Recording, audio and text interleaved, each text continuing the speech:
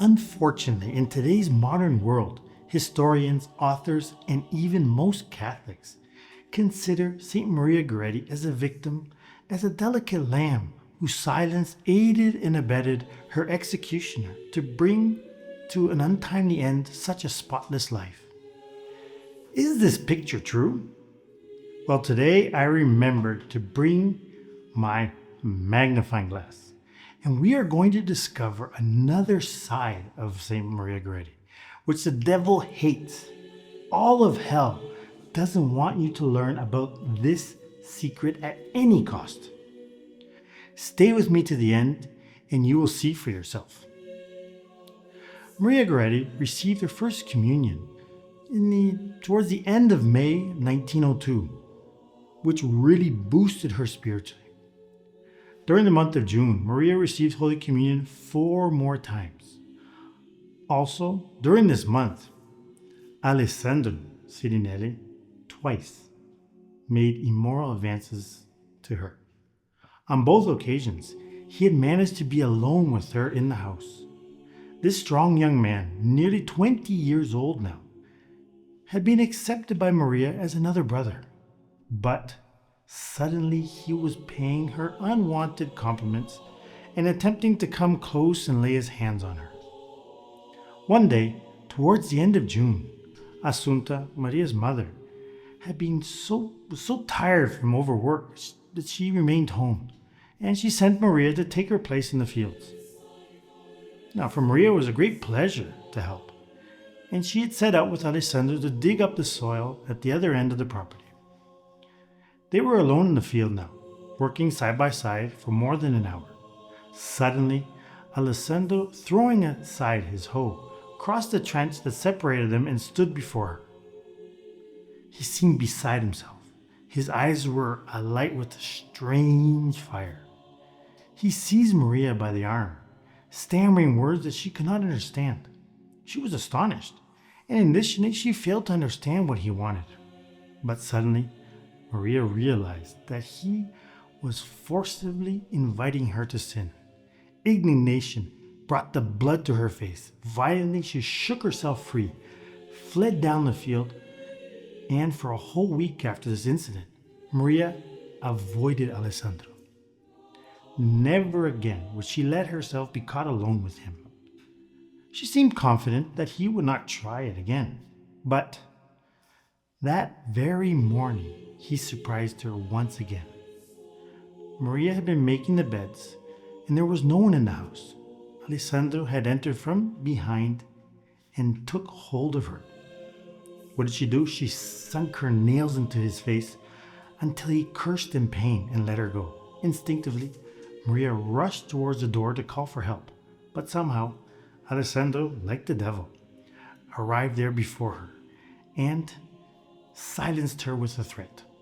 If you say a word of this to your mother, I will kill you. And he shook his fist before her frightened eyes.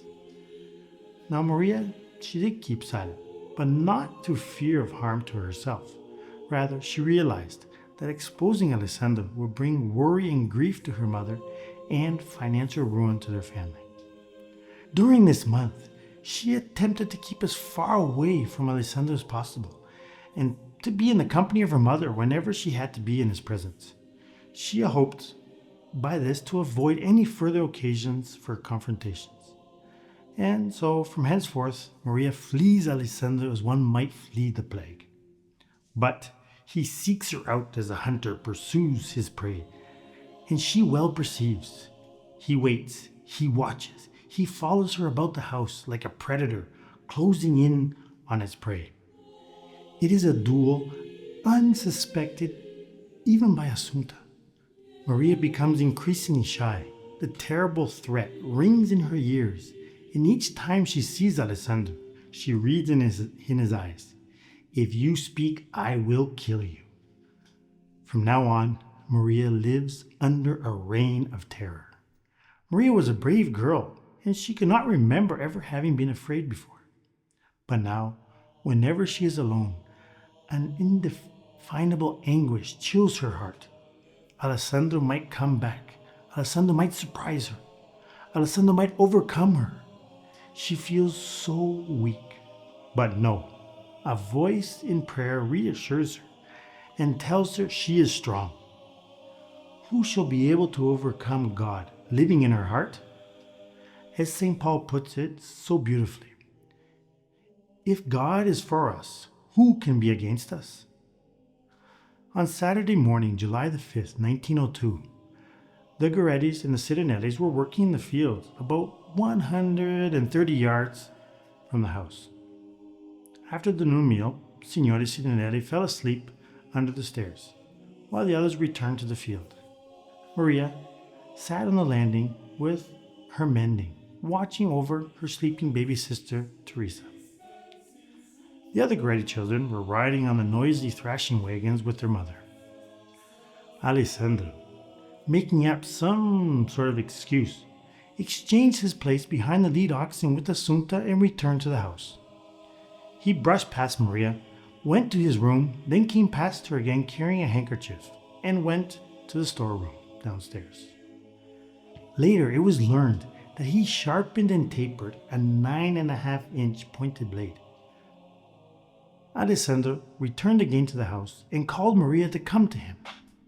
When she called out to ask him why, he repeated his demand, and she told him she would not come unless she knew why she was needed. Suddenly, Alessandro came out to the landing and dragged Maria into the house. Although Maria had tried grabbing onto the railing, Alessandro was too strong for her, and the cry for help she made was drowned out by the steady noise of the thrasher going around and around. Alessandro held up his knife threateningly. With waves of fear, Maria understood his evil intentions. But in spite of the frightening sobs that climbed into her throat, a supernatural energy animated her. She will resist sin to the end, even to death if need be. Although she fought with all her strength, she could hardly expect to hold out very long against the strong, healthy, and agile Alessandro. He pushed the gagging handkerchief into her mouth, but confronted with the will much stronger than his own, he could not touch her. Alessandro had thought that Maria would be an easy prey for him to conquer. Never had he imagined that Maria would fight back to defend her honor like a lioness defending her cubs. Maria shouts, "No, I will not, Alessandro, no." Her constancy seems only to enrage him. Maria knows the danger. This brute is now capable of anything. He is getting beside himself with rage. The knife now hangs menacingly over her. Maria has but a brief moment to choose between death or life, heaven or hell, God or Satan, martyrdom or sin. In a burst of heroism and making violent efforts to free herself, she chooses energetically, supernaturally, while shouting, "No, no, it is a sin. God does not want this. If you do this, you will go to hell. What are you doing, Alessandro? You will go to hell."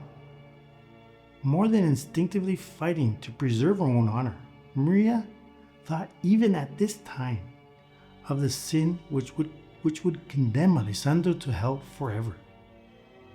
Frustrated at having failed to overcome an 11-year-old adolescent and mad with rage, Alessandro plunged the steel knife into her chest and abdomen and into her back, making 14 wounds in all. Maria continued to repeat, "God does not want this. You will go to hell." With her right hand, she tried to hold her dress modestly over her knees. Then, mercifully, she lost consciousness. After the vicious knife blows, Alessandro thought Maria was dead. Dumbfounded, he got up. The sight of Maria's blood had made him sober. He threw the knife behind the closet and went to his room and locked the door. Meanwhile, baby Teresa, that was on the landing, awakened with all the noise inside the house and began to cry. The baby's cries awakened Alessandro's father at the foot of the stairs, and Assunta, glancing up, noticed that the baby was unattended and in danger of falling off the landing. Signore Sirinelli and Assunta ran towards the house where they discovered a profusely bleeding Maria, who had dragged herself towards the door, leaving a dark trail of blood behind her. "Maria, my little one, tell me what has happened. Who did this to you?" asked Assunta with shock and disbelief. Maria hesitated a bit, then raising her large, innocent eyes to her mother, she whispered, "It was Alessandro, Mama." "Who? Alessandro? But why?" Maria seemed to reflect before speaking. The whole drama passed swiftly before her eyes once again. Then quietly she answered, "Because he wanted to commit an awful sin, and I would not." There was the secret of her martyrdom. Soon the local doctor Bartoli arrived, and as he was binding her wounds, Maria did not even cry out with pain. But from time to time she spoke, "Alessandro, how unhappy you are. You will go to hell." By the time the ambulance arrived, a crowd had gathered. Some dragged Alessandro from his room where he had shut himself up, and they would have lynched him if the local police had not taken him away in the nick of time. Many of the others followed the ambulance on foot to the hospital. During the trip to the hospital and the 20 hours of agony she spent before her death, Maria was conscious most of the time. She did not complain in spite of the intense pain, but she remained calm and invoked the Most Blessed Virgin Mary. The doctors operated on her without anesthesia, for fear of infections and other complications. After asking twice for a drink of water, which was refused because her injuries were internal and water would have caused further damage, Maria willingly accepted the sacrifice in remembrance of Jesus' thirst when he was on the cross. Maria also willingly gave up the comfort of having her mother beside her at night, because the hospital had strict rule that no visitor could stay overnight, and Assunta, her mother, was forced to sleep in the back of an ambulance. The priest was called soon after Maria arrived at the hospital. Although the doctors performed surgery, none of the 3 doctors on the case had much hope for success. As the priest arrived, Dr. Bartoli assured him, "Father, you will have little to do. We are leaving a dying girl, but you are finding an angel." When Assunta entered with the hospital chaplain, a light smile passed over Maria's face, and when the priest offered to bring her Holy Communion, her face lit up with an evident joy. She had been expecting that heavenly visitor. Her soul was ready, but there remained one more heroic act before her final encounter with God. The chaplain reminded her of how Jesus had pardoned his murderers when he was upon the cross. The chaplain then asked her if she forgave her murderer with all her heart. Maria's eyes rested upon the crucifix on the wall. Then, with a voice expressive of her generous soul, she immediately replied without any hesitation, "Yes, for the love of Jesus, I too pardon him, and I want him to be with me in heaven." Now Assunta wept, and the priest too brushed away the tears as he turned to get the Blessed Sacrament. In a few moments, he was back. The very same priest who had given Maria her first Holy Communion came to bring Maria her last Holy Communion. And thus, Maria received her dear Jesus one last time on this earth in Holy Viaticum. Then Dr. Bartoli returned to change the dressings on Maria's wounds. Great violet scabs had formed about the wounds. Black and blue lumps now showed on Maria's knees, legs, and elbow, indicating with what brave effort this child had defended herself while fending off the knife blows. By now, Maria was failing very fast. Extreme unction was administered, and for 3 hours she battled with an invisible enemy. Her head swayed on the pillow, her hands clutched. Maria's last agony began at 3 o'clock in the afternoon, the very same time that our Lord died on the cross. Maria's eyes settled on the statue of Our Lady placed at the foot of her bed. Suddenly, her lips stammered, "Teresa." The nurse took her icy hand. "Your baby sister's not here, Maria." A long spasm shook her whole body. Her muscles tensed. She threw back her head violently against the pillow. A long gasp seemed to tear out of her lungs. And finally, her head settled calmly on the pillow. The light in her beautiful eyes went out. Maria had breathed her last. God had already rewarded her victory. It was July the 6th, 1902, the first Sunday in July, and the feast of the most precious blood. All out over the city, bells were ringing the Vesper hour. In the nearby church, the Passionist Fathers were chanting the antiphon from Vespers of the feast of the precious blood. "Who is this that cometh? This beautiful one. Why then is thy apparel red, and thy garments like theirs that tread in the winepress?" Wow, what a heroic life, and what a truly heroic and sublime death. Maria, like Jesus, had almost shed all her blood, and in her case, she died on the following day, on such an appropriate feast day. And now, it is time for me to pull out my trusty magnifying glass, which will help us to analyze things more closely. And this is what my magnifying lens has to tell me. In no way was Maria a victim. She wasn't really afraid of Alessandro or even of being killed by him. However, what she was afraid of was the possibility of losing her baptismal innocence and thereby staining her purity and offending her beloved Jesus. And moreover, Maria was such a magnanimous soul that she didn't want Alessandro to go to hell. From this we see that she truly loved God because she fought Alessandro bravely, not only to save her own soul, but to save his immortal soul as well. Maria, aided by divine grace, literally fought Alessandro tooth and nail. Even though Alessandro had a clear-cut advantage, being much bigger and stronger than Maria, and besides having the element of surprise in his favor, still he couldn't overcome Maria, who fought back like a lioness, revealing a combative purity, the likes of which have been rarely seen until now, with the exception of heroic women like St. Joan of Arc.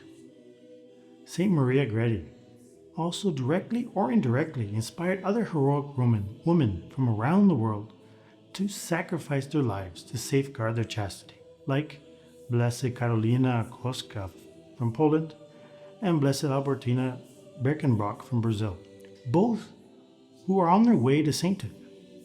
I'm sure that St. Maria Goretti's shining example will continue to inspire many young girls and women until the end of time, and not only women, but all youth, and us men as well, for whom she has become a model of combative purity. After all, she put into practice St. Dominic Savio's motto of death rather than sin. What a glory this will be for St. Maria Goretti on the day of the final judgment, and what a shame for the devil. No wonder Satan hates St. Maria Goretti. But brother, since Maria Goretti fought back, how can she be considered a martyr? Well, you have raised a very valid point here. Generally speaking, a person to be considered a martyr, the person should not have resisted the executioner, much less fought back. But the answer is very simple. Maria Goretti fought back valiantly, not so much to preserve her life, but to defend the precious pearl of virginity which God had entrusted her, and which she wanted to give back to God intact. And so, to make things clear, Maria Goretti was truly indeed a martyr of chastity. She preferred to die rather than to lose her chastity. And this is what the devil hates about St. Maria Goretti, her combative purity. And what Satan hates even more about Maria was the fact that she, in spite of everything that his faithful slave Alessandro had done against her, she bore no resentment towards Alessandro, and she forgave him from the depths of her heart, even desiring that one day he will be able to join her in heaven. The devil just couldn't stand this generous and freely given pardon during Maria's final agony, which reminded him of our Lord pardoning the good thief on the cross. The only thing in this case is that Alessandro was unrepentant of what he had done. Now, just as Maria Goretti was unable to resist her aggressor without a special supernatural grace, so too we are not capable of resisting the universal wave of impurity in the contemporary world without a special grace. Now, to obtain such indispensable help, we need to have faith, be pious, pray, and make penance and reparation. We should ask St Maria Goretti to be our patron in the defense of purity and to help us to preserve purity. And if by some unhappy circumstance we stray from this pathway, we must ask her to inspire us with a true contrition and repentance, as she inspired her own murderer Alessandro. I am now going to leave you a beautiful prayer to St Maria Goretti in the description of the video below. It is impossible for anyone to practice any of the commandments in a stable way over a period of time without the help of divine grace. And it goes without saying that in today's corrupt and degenerate world, practicing the angelic virtue of purity has become almost impossible, considering the constant barrage of temptations and occasions of sin that one has to face in the world. But this should not be an occasion for us to give up and just go with the flow. The Catholic Church has a solution for every problem. If you want to preserve your purity or restore your lost purity, then the best thing for you will be to consecrate yourself, body and soul, to our Blessed Mother, according to the method of St. Louis de Montfort.